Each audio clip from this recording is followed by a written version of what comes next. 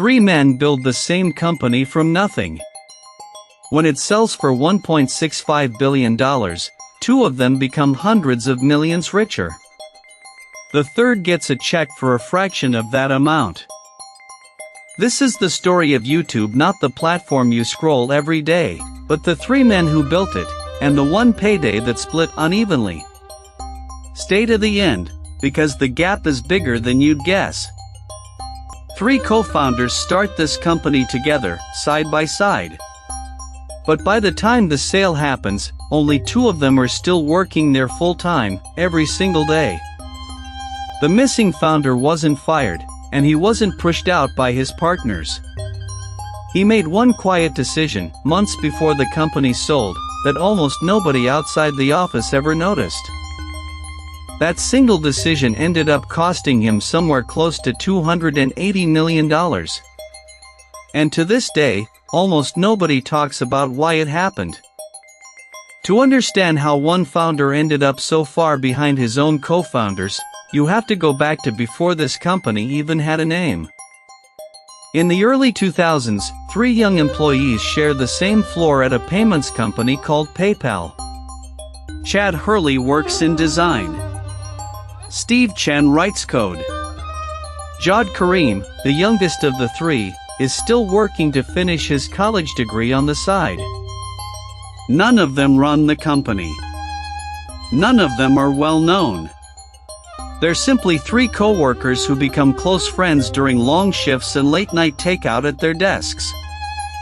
In 2002, eBay buys PayPal for $1.5 billion. All three men walk away with a modest personal windfall, not life-changing, but enough to take a real risk. In February 2005, the three of them register a new website domain. The idea is simple: a place where anyone can upload a video and anyone else can watch it. At the time, sharing a video online usually means an email attachment too large to send, or a file format nobody's computer can even open. It's a small daily frustration with no real fix. They rent a small office above a pizzeria in San Mateo, California. 3 laptops, a couple of borrowed folding chairs, and a login page almost nobody has ever heard of. Outside that office, nobody notices them. There's no press release, no funding headline. Just 3 men writing code late into the night, hoping strangers will bother uploading anything at all. Inside that office, none of them yet know which of the 3 will still be sitting at that desk 18 months later and which one won't. Some accounts say the idea for a video sharing site came from a simple problem: trying to share clips from a dinner party with friends who lived in different cities, with no easy way to send them. On April 23, 2005, Jawed Karim uploads a 19-second video of himself standing in front of the elephant enclosure at the San Diego Zoo. It isn't clever, and it isn't polished.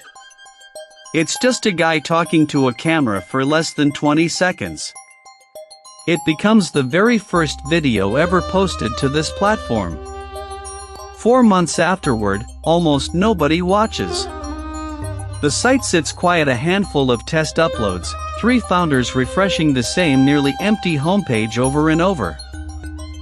Then, slowly, strangers start uploading. Home videos, pet clips, clumsy vlogs filmed on early digital cameras. Nobody uploading is famous. Nobody is trying to go viral. The idea barely exists yet. By late 2005, traffic climbs every single week without slowing. The founders start sleeping on office couches instead of driving home, chasing servers that keep buckling under new visitors. Outside, tech blogs start mentioning this scrappy video site by name for the first time. Inside, the servers keep crashing under a wave of traffic nobody predicted. In November 2005, a well-known venture capital firm invests $3.5 million into the company, followed months later by another $8 million, fuel for a site already straining under its own growth. By early 2006, this site is adding tens of thousands of new videos every single day. From the outside, it looks effortless, like it simply appeared and quietly took over the internet. From the inside, it's the opposite of effortless. The two founders, still working full-time, are scrambling to raise emergency funding just to keep the servers from collapsing under the load. The public sees a fun website for watching short clips between classes or during a lunch break. The founders see a bandwidth bill large enough to sink the whole company. Chad Hurley becomes the public face of the company, the one giving interviews, the one photographed at conferences. Steve Chen runs engineering, fixing the site as it strains under its own growth. While Hurley answers questions from reporters and investors, Chen spends whole nights alone in the server room, watching dashboards flicker as traffic spikes threaten to take the whole site down. The three of them had once split every decision evenly, from what to name the site to how the logo should look. Now the day-to-day choices fall more and more to whoever happens to be in the room. Meetings run late into the night, decisions get made in hallway conversations, and the paperwork that follows those meetings quietly reshapes who owns what long before anyone thinks to ask. None of it looks dramatic from the outside. To users refreshing the homepage, the site just keeps working, video after video loading without a hitch, even as the people running it barely sleep to make that happen. It's a strange kind of imbalance nobody names yet, two founders carrying the daily weight of a company about to be worth billions, while decisions about ownership quietly shift in the background. Jawed Karim had been quietly weighing a return to graduate school even before this company took off. In late 2005, he's accepted into a master's program in computer science at Stanford, a path he'd been pursuing well before any of this got big. He faces a choice almost nobody in a fast-growing startup wants to make: stay full-time at a company that might still be worth nothing, or finish the degree he had already begun. He chooses Stanford. He steps back from daily operations and becomes an outside advisor instead of a full-time co-founder, a decision he makes quietly, without any announcement. It isn't a dramatic exit. There's no falling out between friends, no public statement. He simply starts spending less time at the office and more time on campus. Outside the company, nobody notices this shift. The website's growth doesn't slow down for a single day. New videos keep pouring in faster than ever. Inside the company, something quieter is happening. Every month Karim isn't there full-time, his personal ownership stake gets diluted just a little further. New investors come in. New shares get issued to keep the company funded. Hurley and Chen, still working around the clock, keep their full ownership intact. Karim's slice keeps shrinking with each round. At the time, it looks like a minor administrative detail, the kind of paperwork nobody in that office is thinking twice about. Nobody there is imagining a billion-dollar sale yet. By mid-2006, this website is streaming an enormous amount of video every single day, more than most people realize. And still, almost nobody outside Silicon Valley has ever heard Jawed Karim's name.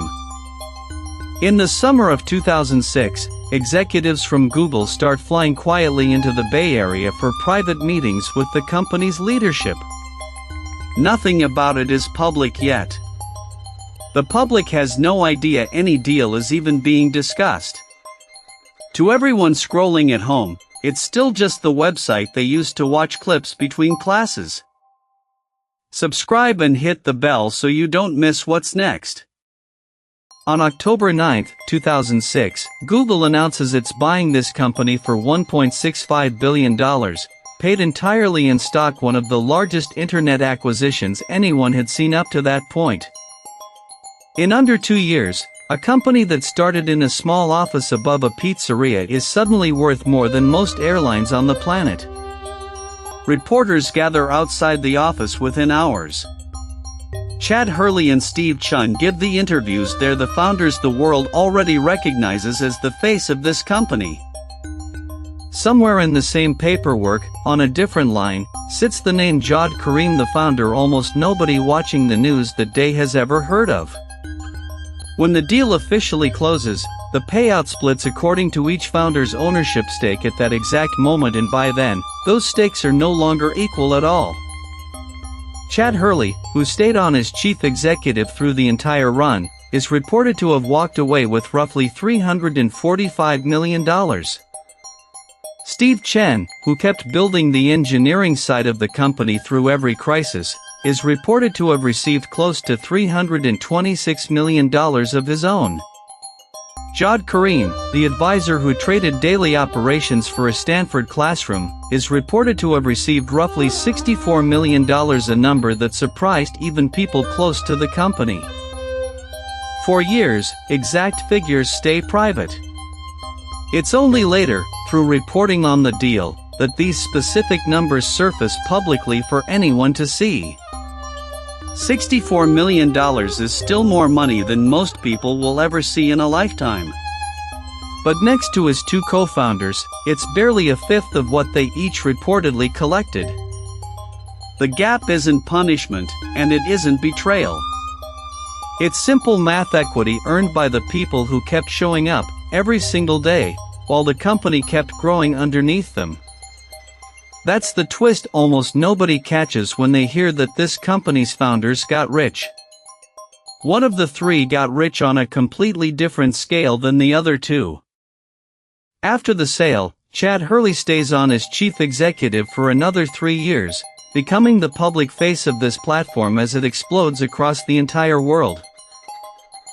Chen moves into a senior engineering role at Google before eventually leaving to build new startups of his own in the years that follow. And Jawed Karim?